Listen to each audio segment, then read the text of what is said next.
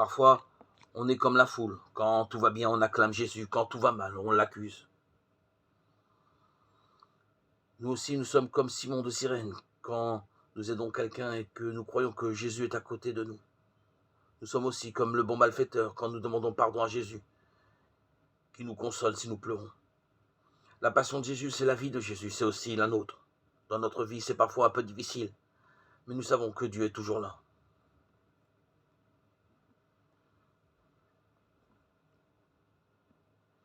Alors que ses jours sont comptés, Jésus ne change rien à sa qualité de présence.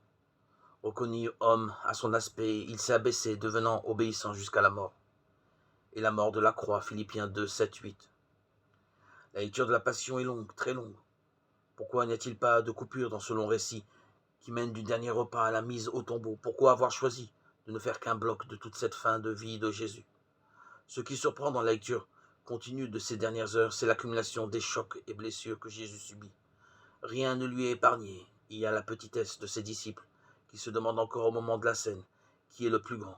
Il y a la trahison de Judas contre de l'argent, de Pierre contre sa sécurité, et l'abandon des disciples qui tombent de sommeil. Il y a la haine de la foule, la lâcheté de Pilate et la vilainie d'Hérode. Il y a enfin l'humiliation publique, la souffrance physique et la déchéance sociale.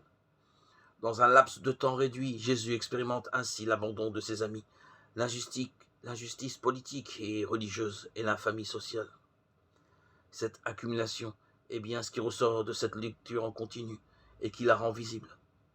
Jésus n'échappe pas à ce qui fait la vie des hommes, et tout donne l'impression que cette fin de vie en condense plusieurs. Pourtant, dans cette suite d'horreurs que l'on ne souhaite à personne, la continuité de son alignement ressort encore plus clairement. Il partage le pain, enseigne à ses disciples, guérit un de ses agresseurs, refuse la violence et élargit sa bienveillance à ses bourreaux alors qu'il agonise. La bassesse qui l'entoure semble ne plus avoir de prise tant il incarne une autre façon de vivre. Tant son enracinement en Dieu et en la vie est grand et stable.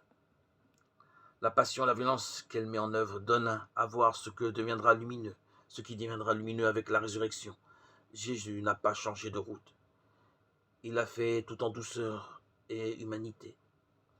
Et nous avions besoin d'un long texte pour en comprendre la profondeur. Mais toi, Seigneur, ne sois pas loin, ô ma force.